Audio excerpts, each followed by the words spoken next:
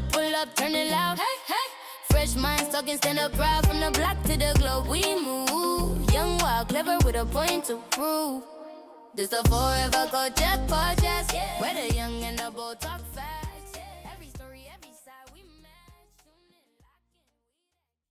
What's up, guys, ladies and gentlemen, men and women? It is always great to have you throughout the show. Welcome to Forever Cultured Podcast. And for those joining us for the first time, remember to hit the bells, subscribe. I'm your host, Steve Biko. Karibuni sana. First things first, as we had promised, we said we'll have a guest. It is a unique episode. For the first time, our first guest on the show is quite unique. Yeah. Shangwe na vigelegele na nderemo. Kabisa. Yes, I think our guest today needs no introduction. Yes. Okay, let me just introduce myself. First of all, thank you for having me today. My name is Shadia Ramadan. I am a journalist, a credited journalist. I own a business, a collection, Shadia Collection. So yeah, those are just my two areas, basically. Wow. Shadia Ramadan. Quite unique. Very. Awesome. Yeah. Welcome to the show. Thank you so much. This is where we call our home, where we discuss everything youth. Feel at home. Karibu sana once again. I'm quite interested with the name Ramadan. It is coinciding with what we are witnessing. Yeah. That is the Ramadan period. Yeah. And I would like to take this opportunity to say Ramadan Mubarak. Thank you so much. Ramadan Kareem. Thank you. And also to our viewers who are Muslim, the Islamic guys, we say Ramadan Kareem, Ramadan Mubarak. Yes, so back to the drill. Yeah. Ramadan, take us through. What is Ramadan all about? Just in a nutshell. Okay. Yeah. So Ramadan, basically, it's just a month imewekwa kando, like for Muslims. So, you know, for us Muslims, we have a different calendar. Kuna the English calendar and then there's a Muslim calendar. So for the Muslims calendar, kuna every month, like kuna month inaitwa Ramadan, basically. So this month is a very holy month. Iko hapo, like people usually fast during this month for the 30 days and then kuna Eid. But during this fast, we just don't fast. Tuna fast, tuna give out zakah, like we give back. We give back to people and then you just seclude yourself, urudi back to your creator. Basically, it's just a month of self-reflection, prayers ziko juu, kama ulikuwa unafanya drugs, kama ulikuwa unaua, kama ulikuwa unaiba. You leave that for this particular month, no matter it's a holy month. So we usually fast, but the deeper understanding ama the deeper meaning ni like you una fast, yes, unajinyima chakula, but then at the same time you put yourself in the poor people. Okay, nisiwaite poor people, like watu wenye hawajiwezi, Maybe the less fortunate. the less fortunate, because hii ni life yao daily. Yes. Hawananga food, like they usually like starve. Yeah. So unajinyima, like unajiweka in their shoes, and that's inakufanya like give, yani utoe kabisa. Yeah. Wow. Quite nice. Well elaborated. I think this year is a bit unique. Two denominations coming together to celebrate a spiritual moment. Yeah. That is now the Ramadan period and the Lent Yeah. period. Quite awesome. In 30 years, by the way. Really? Yeah, after 30 years, Ramadan and the Lent period almost started years kwa pamoja at the same time. So for you guys, do you fast like fully kama sijui tukunyange hata maji? Totally. Kabisa. Okay, for ours mostly is about we are trying to mimic. There's a point we had Jesus. He fasted for 40 days in the wilderness. Okay. So what we are doing is just we are trying to mimic this moment. That's why we have also a fasting period, just also to reflect, just like you guys are doing. Yeah. Yes, to reflect, to have that spiritual moment with our supernatural being. Yes, to give back to the less fortunate. It is more or less the same. That's why I'm happy today on the show that two religions coming together after 30 years. Experiencing the same experiencing thing. almost the same thing. Yeah. So it is something that is unique and one to embrace. For sure. So I don't know, because for us, we have, it comes in 3 sets. There is the fasting period, then there is the praying period, then there is what we call the almsgiving. which you just elaborated so well, that giving to the less fortunate. So, but from our end, it is not necessarily that everybody has to abide with it. I remember I saw, sorry, I saw an article just the other day. I think it is in Nigeria. Somebody was arrested because Of eating. yes, Yeah, of he eating ate during and it was supposed to Ramadan. be he was Yeah. too fast. So I don't know. Are there any exemptions? Maybe. I mean, the Ramadan period itself, yani usipofunga, Yeah. it is a sin. It is a sin usipofunga if you're not like exempted. The Yeah. people who are exempted, if you're pregnant, you cannot Okay. fast because you have like a being growing inside you. Yeah. If you're in your like periods, menstruation, Okay. you cannot because you're considered not pure. Okay. If you're breastfeeding, you need food for the like to generate milk for the infant. If you are sick also, you can't fast because you have to take medicine. Na sasa huwezi kula dawa with an empty stomach. Yeah. I think those are it. Sijui kama nimesahau ingine. No, you're on point. Yeah. I think now having the pleasantries, we are through with them. Having talked about Ramadan, it's time now to dive. Let's settle home. Okay. Yes. Tuingie sasa. So you mentioned journalism per se. Yeah. I did journalism. Why journalism? I mean, okay, personally, Yeah. hii kitu ilinikujenga nikiwa class 5. I was like just watching Lulu Hassan ndo alikuwa tu namuonanga. Wow. Nikasema aki wewe Yes. nataka kuwa kama Nataka kuwa kama wewe. I think resemblance kidogo. I don't know. My take. Probably, but Yeah. she's been my inspiration since class 5, and that's why I did journalism. Yes. I loved it me personally also, like ilikuwa tu inanifanya tu na feel alive. Yes. Yeah. I did it at the Kenya Mass. Congratulations. Shule yetu inaitwaje? Kenya Mass Communication? Kenya Mass Communication. Yeah. But before ilikuwa sisi tukiwa inaitwa Kenya Institute of Mass Communication. Okay. Yeah. So Lulu Hassan, you have your fan on your show. Yeah. Fan number 1. I hope umesubscribe kama akona channels, I don't know. Definitely. I follow her on all her socials. It's quite something to hear at least a lady and a big up another lady. These are things we rarely see. I don't know. To support each other. So in journalism, there was also another journalist. I'll not want to mention the name. I think in some show she was talking about that now for you to join this media space, I think there are normally what we call auditions. Yes. So assuming from her perspective, from her point of view, she was saying that these auditions mostly they are for lack of a better word, ni za show or ni zile just for formalities. Like you've presented yourself there, you have all the papers, you have all the experience, the technicalities, uko sawa. But maybe at the back of the end, kuna wale already were preferred. So I don't know your path, how did you find it? I mean, me personally, okay, when I finished journalism at Kenya Mass, I went, you have to, ukimaliza shule unaenda internship. Unaenda internship, yes. Nilikuwa nataka saa kufanya internship Citizen. I applied, I went for the interview. I was like, I don't know, sijui mbona nilikuwa so sure nitapata hiyo stuff. But then at the end of it all, nilipata tu ile message. Unfortunately, whatever, I didn't get it.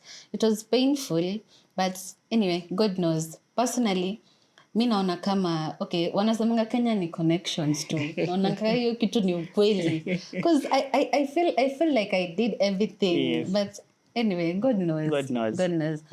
In terms of the interviews being for sure, it might apply, but not to everyone. If you like do your due diligence, hata kama ati ulikuwa tu umekuja hapo and they had someone else. Kama uko like well equipped, uko perfect, you have the skills. Sioni mbona wasikuchukue hapo. I can tell you qualified. Yours was on merit. Yeah, who knows? That's for sure. For sure yours on merit. Was on merit. Sorry. Back to journalism. That is under now employment per se, right? So if you were to be asked, employment or hustle, I don't know, maybe would you prefer the journalism aspect more or the entrepreneurship lady that you are on the sides? Or you prefer both?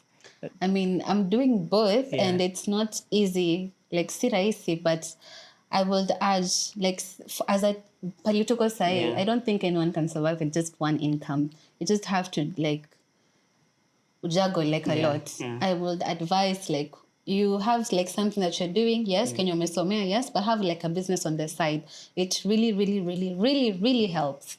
Okay. Yeah. They say out of 65 women that are considered for a certain position, 100 men are equally considered for the same position. Do you feel like now in a society that we are in today, Yeah. which people purport or perceive to be a male-dominated kind of society, you feel like now women as young as you are maybe locked out because of the male domination in the aspect of now the opportunities that are there? I mean, there are certain jobs Yeah. zenye as a woman you can, okay, kuna watu wanafanya mjengo, yes, I'm speaking for myself. I siwezi, Good nani job. siwezi. Siwezi. So kuna certain jobs zenye male wako needed ama wako required ama they fit into that. But kuna certain jobs zenye women also fit into that, but ni male wako heavily hapo. Yeah. So But they say what a man can do, a woman can do better. So I feel like nikipiga mjengo, maybe you can come and do it even nikiamua much. naweza, Yeah. nikiamua naweza do better. So kazi ni kazi. Kazi ni kazi. Move with it. Yeah. It's what gives you your riziki. Yeah. Nasonga nayo. I mean, what do you think? So you don't mind. For me, I feel like there is no job that imetengewa. This is for ladies. This is for men. Yeah. But unfortunately, the world we are living in right now, it's about selective opportunities. If I was per se nipata an opportunity to become maybe a receptionist, I feel like they'll consider a lady more, unlike me as a man. Yeah. Kwa sababu they're imagining a man, I'm masculine, will I be able now to tip? Yeah. Maybe Kuna tu hizo qualities zenye a woman has. Yes, yeah. naturally. Yeah. Minus, Welcoming. yes, Yeah. yes. You're calm, Yeah. the tone you use, and even appearance, I'm sorry to say so. I mean, it's a Yeah. real thing. Like appearances, like skin color. Yeah. It's happening for sure. When we go back to the stats, where we were just saying out of the positions that we talked about in terms of employment opportunities, we saw 65 women, 100 men. Do you feel like having that in mind, it is in some way a discouraging factor? Or maybe, to pose it better, has anyone ever discouraged you from doing whatever you're doing, be it in journalism or be it in your area of maybe doing your other businesses? Sidhani kama nimepata such kind of like impact ya kukuwa discouraged. Yeah. No. Yeah. I think pia also whatever that I took, the path that I took, ilikuwa tu ina align na my gender. So like hakuna mtu wa kunipinga. Like ilinichukua tu na mimi ilinivaa na mimi nikaivaa. So hujaipata ile unaambiwa wazee Biko, wewe you want to be a bouncer na hii height yako na udogo yako, forget about it. I've never, Sahau. alhamdulillah, sijawahi. Sahau hii huwezi fanya bouncer. Ushawahi wewe? Okay, I look at myself and there are some jobs opportunities that I can't even try to go even step a foot. Sasa wewe unajidiscourage. No, because you should not. assuming now the bouncer kind of work, I think you've seen them. Unaona vile wanakaa? Ni sawa, but usijidiscourage. Nafikiri hata nikidungwa hizo zitonga ni steroids. Hizo. Maybe bado nitaka funny in it. It might not be so well with me, but that's on a lighter note. Yeah. When I look at those people maybe in employment, those who have opportunities to be employed per se, or those people who are able to maybe do their side hustles, you are the boss of your own, right? Yeah. Wewe ndio mdosi wako.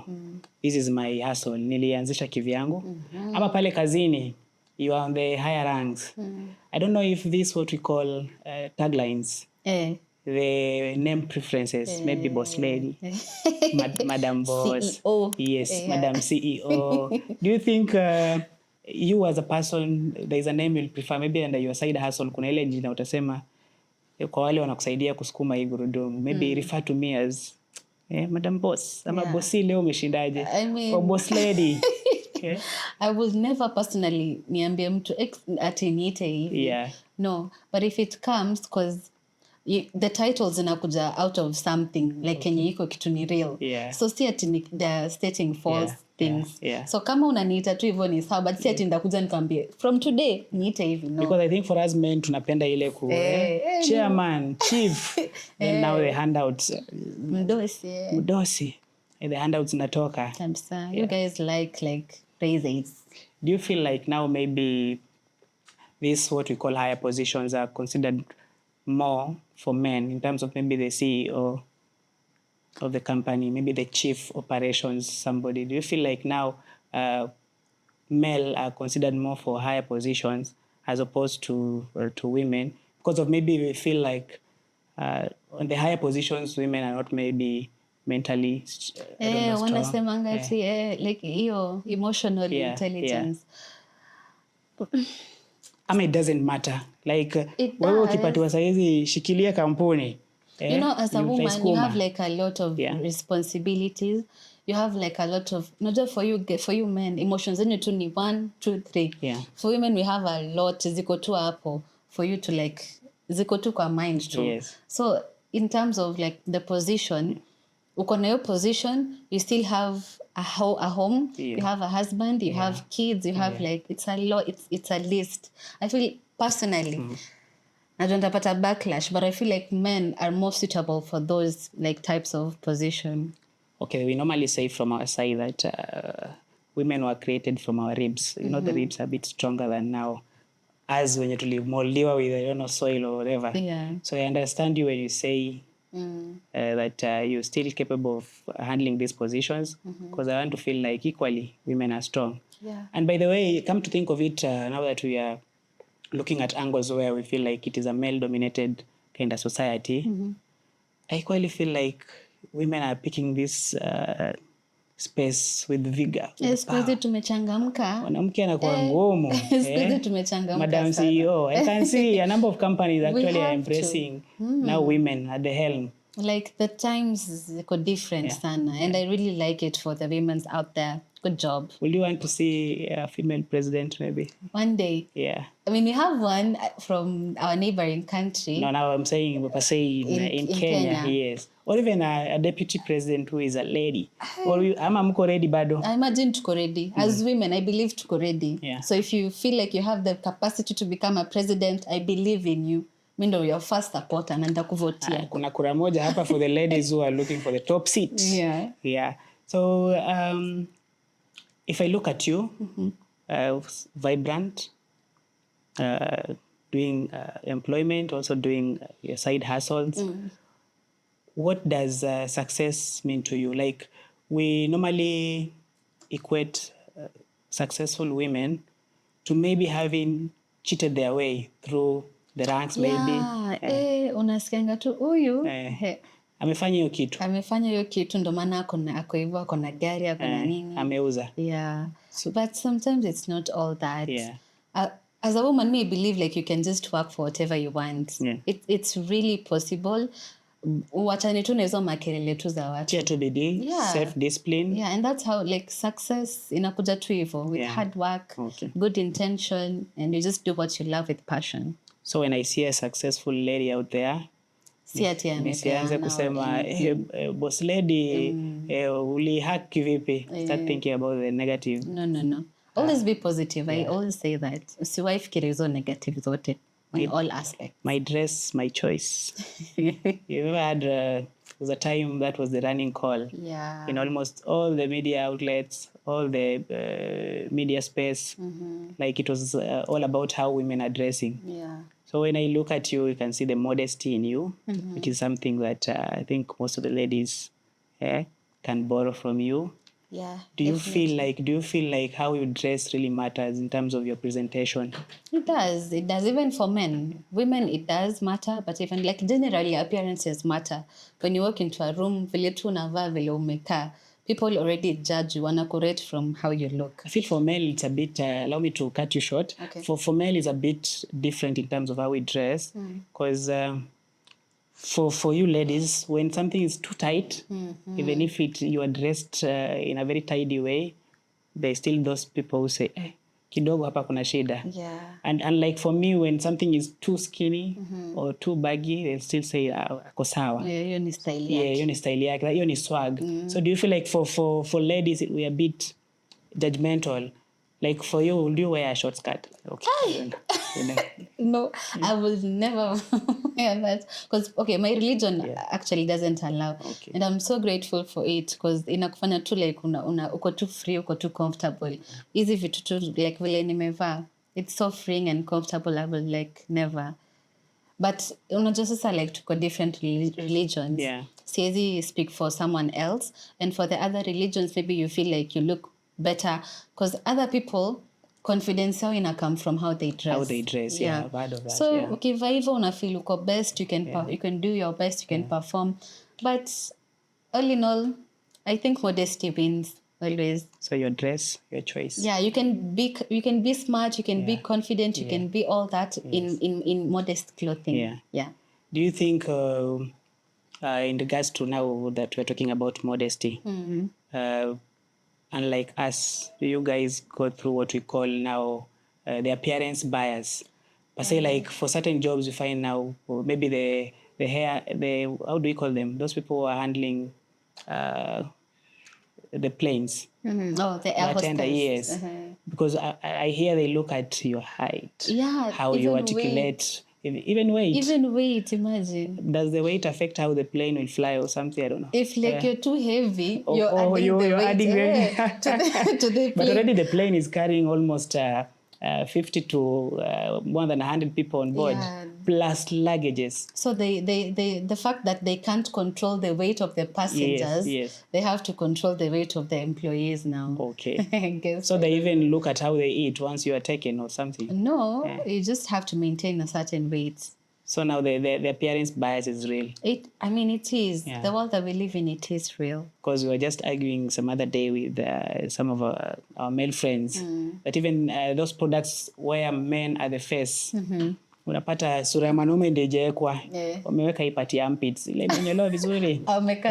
Wametoa uso. I don't know why, because maybe at some point they're thinking once we put a man's face, this product won't sell, unlike when you put a light-skinned lady's face. Or that doesn't matter. It does. Okay, it does, but it depends on the product that you're advertising. Okay. So for you, the appearance bias is not there? It is. For me, it is. It is real? It is very real. Very, very real. Is this something that you say needs to be stopped, or maybe... It needs to be stopped kwa sababu sasa ikikuwa hivyo you'll find watu wenye wako vizuri hawapati like opportunities and chances, and that's not good. Yes. Like you just have to be fair and objective. Iache tu. And you can always improve on yourself. Yeah, you can. Unaweza tu uko na looks and everything but hauna skills, and it doesn't help. That reminds me, I read something on X. There's a student in some other school, just here in Kenya, who was chased away from school because of maybe just wearing a hijab. And this is not one isolated case. I think these things we've had them before. Do you think even in schools, the way some other people are treated in terms of maybe their culture, their spirituality, is also a bit odd? Because now, we're in the period of Ramadan, so this has just hit my mind. Yes, at least niwasikize from your end. How do you feel about maybe such unfortunate incidences happening in this modern era? It's sad because sielewi hii time wenye tunaishi sahi, like people are still doing that. Because kuna, even me, like in high school, I was in a Catholic school, and the first day nilienda na hijab. Nilikuwa nimevaa hijab, nimeenda. Hapo nikaambiwa nitoe. Because you're not like, it's a Catholic school, lazima nyote mko uniform. I feel like it's not good. Like, we can just coexist. Two religions can just coexist. You know? Wache tu. Tusichome uso sana. Tuharibu. I think that's something that is backward, if you ask me.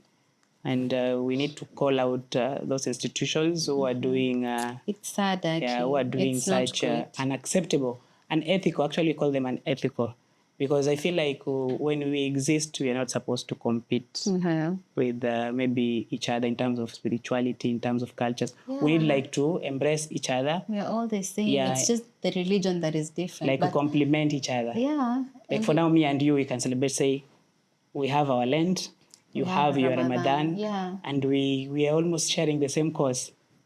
So I feel like that is the path we need to take. We should definitely change our ways.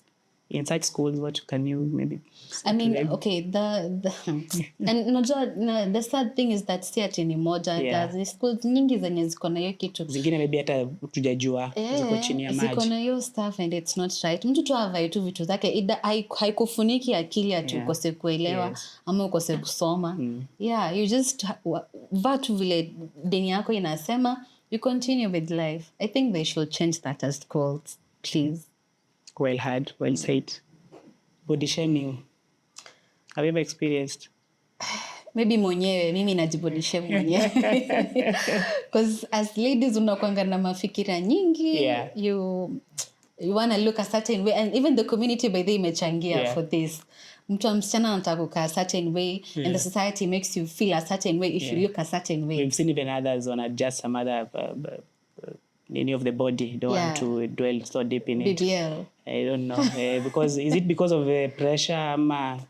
Ni personal choice. Sasa mimi siwezi ongelea other people. Ni personal choice. Maybe uko na pressure ama maybe you want wewe mwenyewe tu umejiamulia. Ujaipata some point umeharibu eyelashes, umeweka kombo kidogo, kwambia sis mechoma.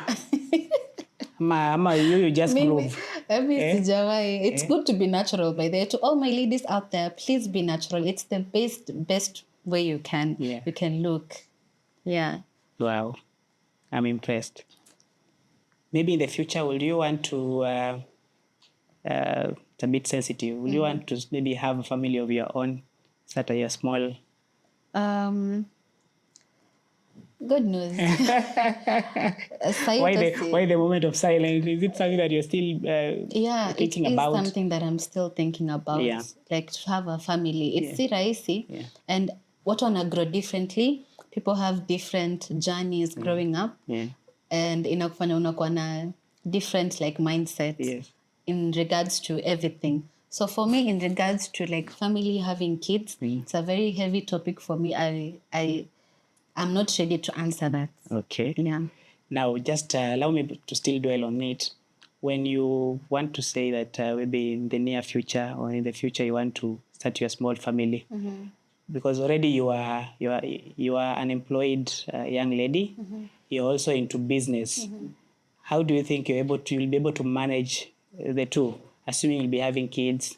Yes. Is it something that maybe you feel like organizations need to look at? Because when we have our women who are maybe pregnant, most organizations do give, I think, 6 months maternity period. Yeah. Do you feel like it's enough?